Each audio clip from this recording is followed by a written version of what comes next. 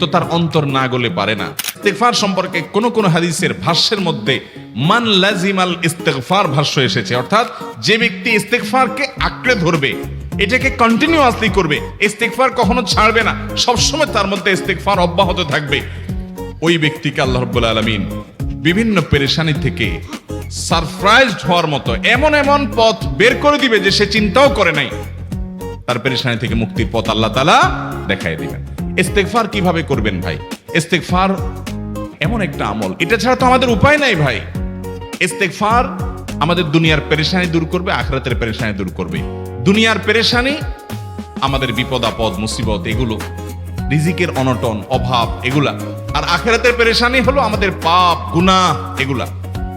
কোরআনে কারিমে আল্লাহ রাব্বুল আলামিন সূরা নূহের মধ্যে আল্লাহ নবী নূহ আলাইহিস সালাম তার সম্পর্কে বলছেন, ফাকুলতু আস্তাগফিরু রাব্বাকুম ইন্নাহু কানা গাফফারা ইউরসিলিস সামাআ আলাইকুম মিদরারা ওয়া ইউমদিদুকুম বিআমওয়ালিন ওয়া বানিন ওয়া ইয়াজআল লাকুম জান্নাতিন ওয়া ইয়াজআল লাকুম আনহারা। তিনি বলেন, আমি বলেছি আমার জাতিকে তোমরা ইস্তেগফার কাছে ইস্তেগফারটা করতে থাকো। রুটি রুজি নাই, চাকরি নাই, ইনকাম নাই, ব্যবসা খারাপ যাচ্ছে, পেরেশানি হচ্ছে, ইস্তেগফার ধরো। কি হবে? ইন্নাহু কানা গাফফারা। যদি ইস্তেগফার করো, এক নম্বর লাভ হলো আল্লাহ মাফ করে দিবেন গুনাহ। ইউরসিলিস সামাআ আলাইকুম মিদরারা, যাতে ফসল ভালো হয়, রিজিক ভালো হয়, সেই ব্যবস্থা আল্লাহ করবেন। ওয়া ইউমদিদুকুম বিআমওয়ালিন ওয়া বানিন, ছেলে মেয়ে হয় না অথবা ভালো ছেলে মেয়ে নাই, আল্লাহ তাআলা নেক সন্তান দিয়ে তোমাকে শক্তিশালী করবেন, সম্পদ দিয়ে শক্তিশালী করবেন। ওয়া ইয়াজআল লাকুম জান্নাতিন ওয়া ইয়াজআল লাকুম আনহারা, আল্লাহ তাআলা প্রসবন দিবেন, ফসল দিবেন, বরকত দিবেন রুজিতে। কিসের মাধ্যমে? ইস্তেগফার। কিসের মাধ্যমে ভাই? ইস্তেগফার। আহা, ইস্তেগফারের আমল আমাদের দেশে মানুষ আমরা জানি না ভাই। এটাও আরবদেরকে আমি দেখেছি, সারাক্ষণ তারা অবসর সময়গুলোতে ইস্তেগফার করতে থাকে। আস্তাগফিরুল্লাহ ওয়া আতুবু ইলাইহি, আস্তাগফিরুল্লাহ, আস্তাগফিরুল্লাহ। মানে কি? আল্লাহর কাছে আমি ক্ষমা প্রার্থনা করি, আল্লাহর কাছে আমি মাফ চাই, আল্লাহর কাছে আমি তওবা করি, আল্লাহর দিকে আমি ধাবিত হই, আল্লাহর কাছে আমি ফিরে যাই। আস্তাগফিরুল্লাহ, আস্তাগফিরুল্লাহ। আপনি বসে আছেন নিরিবিলি, ভাইরা আমার, এখন আর নিরিবিলি বলতে কোনো সময় নাই, এখন আর ফ্রি টাইম নাই, এখন আর আমাদের অবসর টাইম নাই।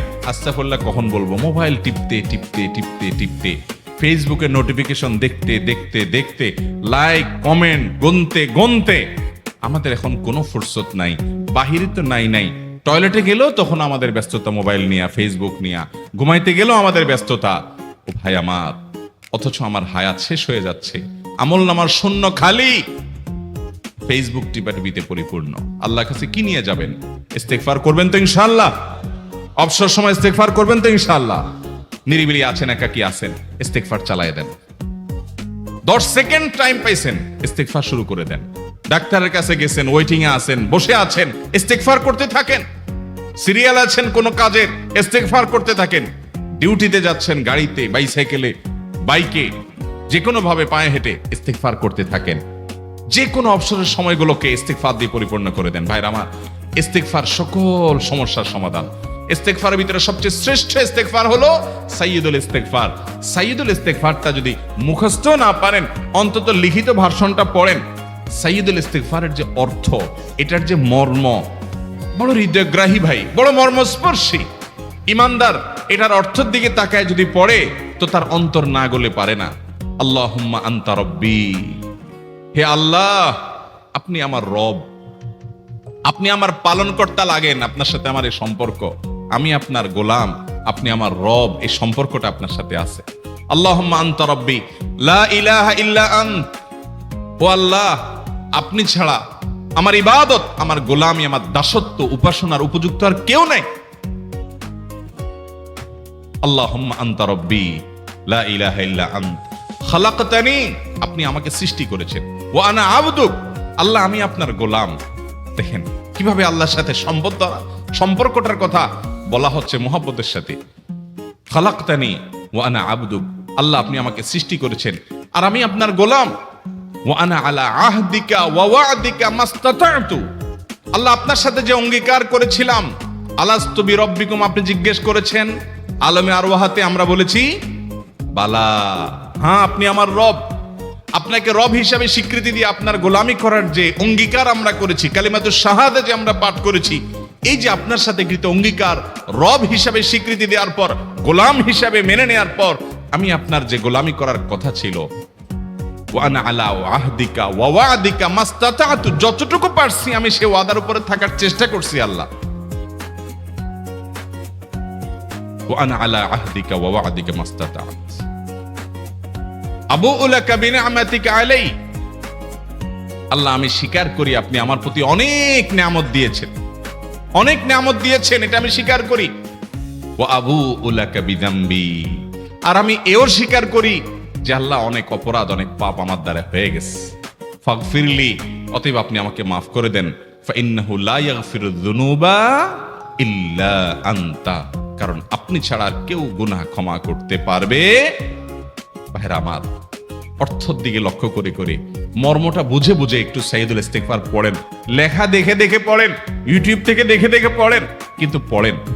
আল্লাহুম্মা আনতা রাব্বি লা ইলাহা ইল্লা আনত খালাকতানি ওয়া আনা আবদুকা ওয়া আনা আলা আহদিকা ওয়া ওয়াদিকা মাস্তাতাতু আউযু বিকা মিন শাররি আবুউ লাকা বিনিআমাতিকা আলাইয়া ওয়া আবুউ লাকা বিযামবি ফাগফিরলি ফাইন্নাহু লা ইয়াগফিরুয যুনুবা ইল্লা আনতা।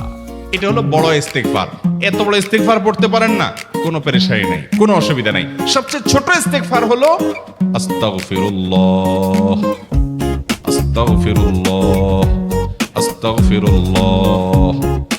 আল্লাহ আপনার কাছে ক্ষমা চাই, কত ভুল হয়ে যায়, কত অন্যায় হয়ে যায়। ভাইরা আমার, এটা হলো রিমুভার। ভুল করে কিছু লিখছেন, রিমুভ করে ফেলছেন, শেষ হয়ে গেছে। আপনি ঘন ঘন ইস্তিগফার পড়তে থাকেন, অগণিত ভুল হয়, অগণিত ত্রুটি হয়, বারবার ইস্তিগফার এগুলোকে সবগুলোকে শেষ করে দেয়।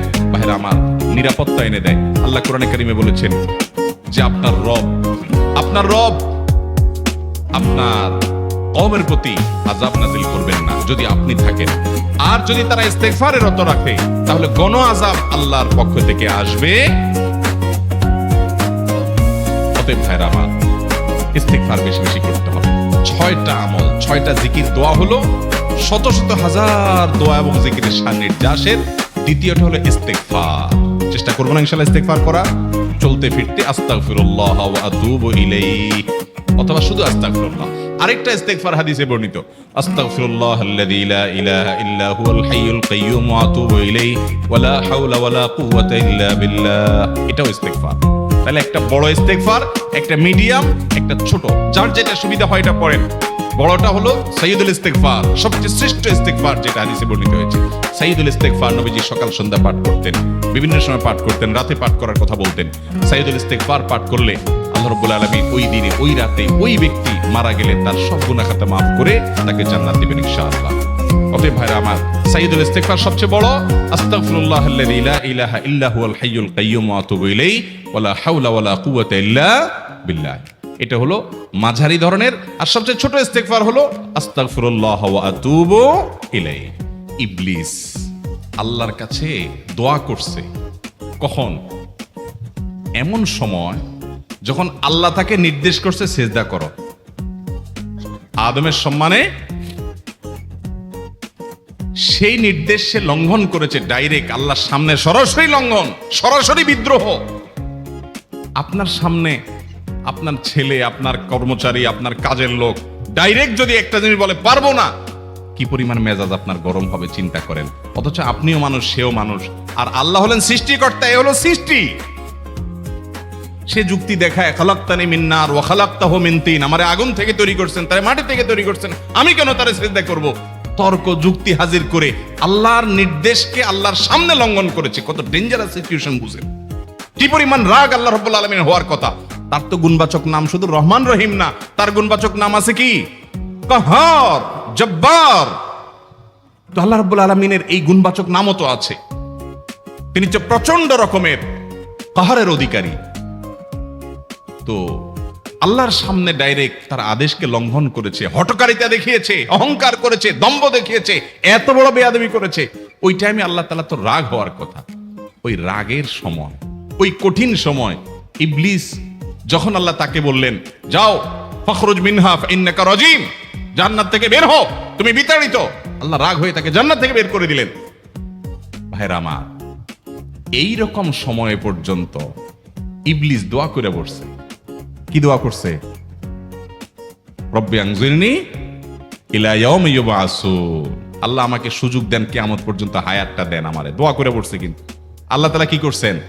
আল্লাহ বলছেন, তো বড় সাহস তোর বেটা, মাত্র সিজদা করতে বলছেন করলি না, কমবখত, আবার দোয়া করস। আল্লাহ সেটা বলেন নাই। আল্লাহ কি করছেন? ইন্নাকা মিনাল মুনজারিন, যাও তোমাকে সুযোগ দেওয়া হলো। সুবহানাল্লাহ। ইবলিস যদি আল্লাহর রাগ হওয়ার মতো সময়ে, ক্রোধ হওয়ার মতো সময়ে আল্লাহর সামনে আল্লাহর সরাসরি অবাধ্য হয়ে আল্লাহ তাকে বের করে দিচ্ছেন বিতাড়িত শয়তানকে, ওই টাইমে যদি দোয়া করার পর ইবলিসের দোয়া কবুল হয়, ও মুসলমান, আপনি আল্লাহর গোলাম হিসেবে নিজেকে স্বীকার করেন, আপনি যত পাপিষ্ঠ হন না কেন, আপনার দোয়া কেন কবুল হবে না? আল্লাহর কাছে দোয়া করবো না ইনশাআল্লাহ? ইবলিসই আমাদেরকে বুঝায়, ফুসলায়, তুই কোন মুখে দোয়া করবি আল্লাহর কাছে? তোর নামাজের ঠিক নাই, তোর ইবাদতের ঠিক নাই, এত আকাম কুকাম করস ফেসবুকে, ইউটিউবে, তোর মতো 2 নম্বর একটা মানুষ, কোন মুখে আল্লাহর কাছে দোয়া করবি? থাক, দোয়া করিস না, আমি কেমনে এই মুখ নিয়ে দোয়া করবি? এটা যখন আপনার মনের ভিতরে আসে, তখন বুঝবেন যে মিস্টার ইবলিস অ্যাক্টিভ হয়ে গেছে আপনার শরীরে। কথা কি বুঝাতে পারছি? আল্লাহর কাছে দোয়া করবেন তো ইনশাআল্লাহ। আশুরা উপলক্ষে সর্বপ্রথম এবং প্রধান আমল হলো রোজা রাখা। মুহররমের 10 তারিখ এবং তার সাথে 9 তারিখ, এই 2টা রাখা উত্তম। কারণ নবী সাল্লাল্লাহু আলাইহি ওয়াসাল্লাম বলেছেন, যদি আমি আগামী বছর বেঁচে থাকি তাহলে আমি 9-10 রোজা রাখবো। এই যে 9-10 রাখাটা উত্তম, এটা নবীজির স্বপ্ন ছিল, আকাঙ্ক্ষা ছিল। আর না হলো 10-11 রোজা রাখা, এটা হলো আশুরার প্রধান আমল। দ্বিতীয়ত, আশুরার এই দিবসের শিক্ষাটা গ্রহণ করা, এটা নিয়ে খুব বেশি আলোচনা হয় না। আলোচনা হয় শুধু আশুরার রোজা নিয়ে, ইতিহাসও আলোচনা হয়, কিন্তু আশুরার চেতনা কি, আশুরার শিক্ষা কি, আশুরা আমাদেরকে কি বার্তা দেয়, সেটা নিয়ে আলোচনা হয় না। অতএব আশুরা উপলক্ষে প্রতি বছরই আমাদের এই শিক্ষাটা ধারণ করা দরকার যে সত্যের বিজয় হবেই হবে 2 দিন আগে আর 2 দিন পরে, আর অসত্য এবং বাতিল লাঞ্ছিত, অপমানিত, পরাজিত, নিমজ্জিত হবেই হবে, সেটাও 2 দিন আগে বা পরে।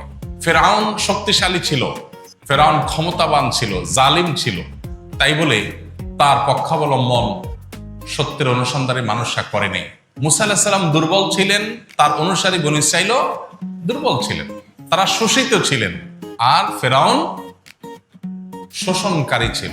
এই দুইয়ের মধ্যে আল্লাহ তাআলা চূড়ান্ত হাসি, শেষ হাসি, চূড়ান্ত বিজয় এটা দান করেছেন কাকে? মুসা আলাইহিস সালাম। অতএব সত্যের বিজয় হয় 2 দিন আগে আর পরে। এই চেতনা, এই শিক্ষা মাথায় রেখে যদি আমরা চলি, আমরা সত্যের সাথে থাকবো, সেটা দুর্বল হলেও সত্যের সাথে থাকবো, সংখ্যায় কম হলেও। আমি শুধুমাত্র শক্তি, সামর্থ্য, দল, গ্রুপ, মতাদর্শ এগুলো দেখে, জোয়ার দেখে আমি চলবো না, আমি আদর্শের ভিত্তিতে চলবো। এই শিক্ষাটা আমাদেরকে আসলে দিয়ে থাকে। অতএব সেই শিক্ষাটা আমরা ধারণ করার চেষ্টা করবো ইনশাআল্লাহ।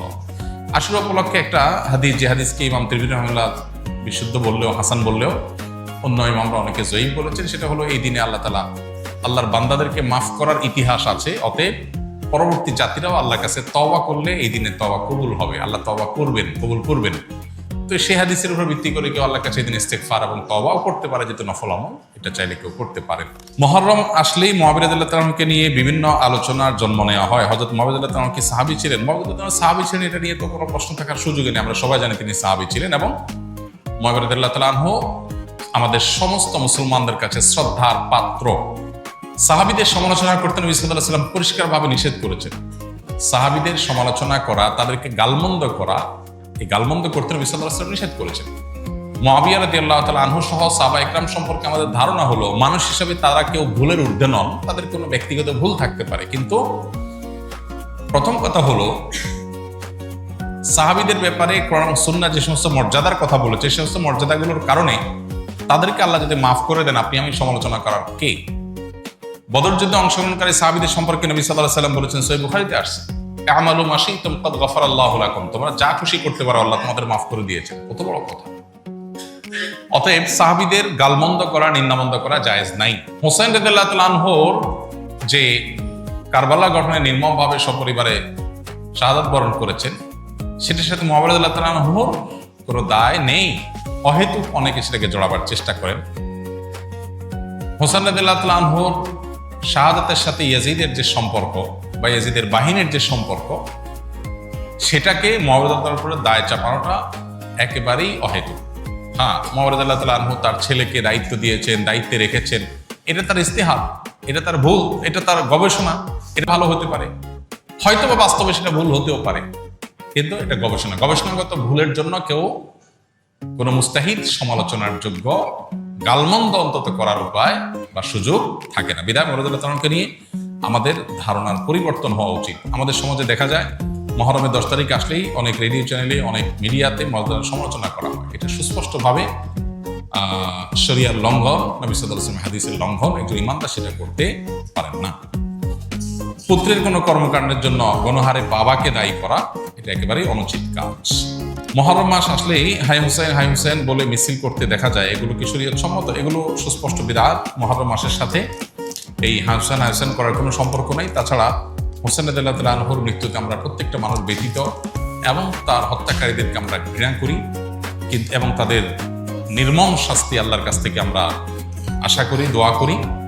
কিন্তু সেই সাথে তাকে ঘিরে সারা বছর জুড়ে বা যুগ যুগ ধরে এই শোক পালন করা, শতাব্দীকে শতাব্দী পর শোক পালন করা, এটা শরিয়ার কোনো বিধান নয়। শরিয়ার বিধান হলো লা ইহদাদা ফাওকা সালাসাতি আইয়াম, 3 দিনে বেশি কোনো শোক পালন করা চলবে না। বিধায় আমরা তার শোকে মুহ্যমান, তার ব্যথায় ব্যথিত, কিন্তু এর মানে এই না যে আমরা এটা বছর বছর পালন করে যাব। ইহুদি খ্রিস্টানদের অনুকরণ, তারা যেরকম প্রত্যেক বছর বছর দিবস পালন করার অংশ হিসেবে এগুলো করে থাকে। এটা ইসলামের কালচার না, মুসলমানদের কর্মকাণ্ড নয়। নবী সাল্লাল্লাহু আলাইহি ওয়াসাল্লাম ওয়াফাতের পর এরকম বছর বছর কোনো শোক পালন সাহাবীরা কেউ করেননি। নবী করিম সাল্লাল্লাহু আলাইহি ওয়াসাল্লাম বলেছেন, সিয়ামু ইয়াউমি আশুরা আহতাসিবু আলাল্লাহি আন ইউকাফিরা আস-সানাতাল্লাতী ক্বাবলাহা। আশুরার রোজা, এটার ব্যাপারে আল্লাহর প্রতি আমার ধারণা হলো যদি কেউ এই রোজাটি রাখে, আল্লাহ সুবহানাহু ওয়া তাআলা তার পূর্বের 1 বছরের ছোটখাটো গুনাহগুলো মাফ করে দিবেন। বান্দার হক বান্দার কাছ থেকে মাফ নিতে হবে, কবিরা গুনাহ তওবা করতে হবে, ছোটখাটো গুনাহগুলো এই আমলের মাধ্যমে আল্লাহ সুবহানাহু ওয়া তাআলা মাফ করে দিবেন। এছাড়া আশুরা রোজার আরেকটা বিশেষ ফজিলত দিক হলো, রমজানের রোজা ফরজ হওয়ার আগে, এমনকি হিজরতেরও আগে নবী করিম সাল্লাল্লাহু আলাইহি ওয়াসাল্লাম মক্কা যখন ছিলেন, কুরাইশরা আশুরার রোজা রাখতো। বছরে একটা রোজাই ছিল রমজান রোজা ফরজ হওয়ার আগে, সেটা হলো এই আশুরা। এবং নবী করিম সাল্লাল্লাহু আলাইহি ওয়াসাল্লামও সে রোজা রাখতেন। মদিনায় আসার পর তিনি ইহুদিদেরকে দেখেছেন যে তারা আশুরার রোজা রাখে। অতএব তাদের রোজা রাখা দেখে নবী সাল্লাল্লাহু আলাইহি ওয়াসাল্লাম জিজ্ঞাসা করলেন, তোমরা রোজা কেন রাখো? তারা বললো, এই দিনে মুসা আলাইহিস সালামকে আল্লাহ সুবহানাহু ওয়া তাআলা বিজয় দিয়েছেন, সেজন্য আমরা তার প্রতি শুকরিয়া আদায় করে রোজা রাখি, আশুরার রোজা। তখন নবী করিম সাল্লাল্লাহু আলাইহি ওয়াসাল্লাম, এই ঘটনার পর নবী সাল্লাল্লাহু আলাইহি ওয়াসাল্লাম বললেন, তাহলে আমরা বরং মুসা আলাইহিস সালামের প্রতি আল্লাহর অনুগ্রহের কারণে আরো বেশি শুকরিয়া আদায় করার আমাদের হক, অধিকার আছে। আমরা তার প্রকৃত অনুসারী, তার কথা আসলে আমরা মানি, অতএব আশুরার রোজা আমরা রাখবো। তবে তাদের থেকে নিজেদের রোজাকে বৈচিত্র্যপূর্ণ স্বাতন্ত্র্য আনার জন্য নবী সাল্লাল্লাহু আলাইহি ওয়াসাল্লাম বলেছেন, তারা আশুরা রোজা রাখে একটা, আমরা রাখবো। কারণ নবী সাল্লাল্লাহু আলাইহি ওয়াসাল্লাম তার জীবনের শেষ বছর বলেছিলেন যে আমি যদি পরবর্তী বছর বেঁচে থাকি তাহলে লা সুমান্নাত তাসিআ ওয়াল আশির, তাহলে মুহররমের 9 এবং 10 এই 2 দিন রোজা রাখতাম। এই জন্য আশুরা রোজা কয়টা রাখতে হবে? 2টা রাখা হলো সুন্নাত, আর সেই 2টা রোজা 9 এবং 10। এখন প্রশ্ন উঠতে পারে যে শুক্রবার রোজা রাখা তো হাদিসে নিষেধ আছে। এর উত্তর হলো যে শুক্রবারকে শুক্রবার হিসেবে রোজা রাখা নিষেধ, কিন্তু শুক্রবারে অন্য কোনো অকেশন এসে পড়লে, রমজান মাস শুক্রবারে পড়লে আপনি রোজা রাখবেন না। অতএব সেই হিসাবে আশুরা রোজার অংশ হিসেবে আপনি রাখতে পারেন। তাহলে এই বছর আশুরা রোজা 9-10 অথবা 10-11, তো 9-10 রাখাটা অধিকতর উত্তম, সে রোজা রাখবো। আল্লাহ সুবহানাহু ওয়া তাআলা আমাদেরকে আমলের তৌফিক দান করুন। মুহররম মাসের সবচেয়ে দামি আমল কোনটি? মুহররম মাসের সবচেয়ে দামি আমল, মুহররম মাসের একমাত্র রুটিন আমল হলো বেশি বেশি নফল রোজা রাখা, মানে বিশেষ আমল এই মাস উপলক্ষে। অতএব নফল রোজা বিশেষ করে রাখবেন, যে যতটুকু পান, এটাই মাস। আশুরার করণীয় বর্জনীয় সম্পর্কে জানতে চাই। 10ই মুহররমকে আশুরা বলা হয়। 10ই মুহররমকে কি বলা হয়? আশুরা। মুহররমের 10 তারিখ, এটি কোরআন এবং হাদিসের দৃষ্টিকোণ থেকে খুবই গুরুত্বপূর্ণ এবং তাৎপর্যপূর্ণ একটা দিন। সারা বছরের ফজিলত এবং মর্যাদাপূর্ণ কয়েকটা দিনের একটা হলো আশুরা। মুহররমের 10 তারিখ বা 10ম দিনটি, এটি তাৎপর্যপূর্ণ হওয়ার কারণ হলো এই দিনে আল্লাহ রাব্বুল আলামিন পৃথিবীর ইতিহাসে বহু নবী রাসূলকে অন্যায় এবং বাতিলের বিরুদ্ধে বিজয় দিয়েছেন।